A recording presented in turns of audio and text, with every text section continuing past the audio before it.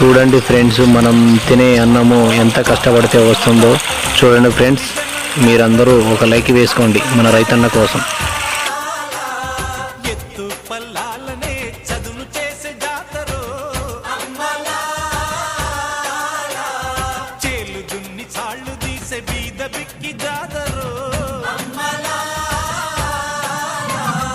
ఎత్తు కొమ్ముల నడుమ ఎర్ర పొద్దు పొడిచెరో, స్వామి కుండల ధర గుడిసెలోన జాతర.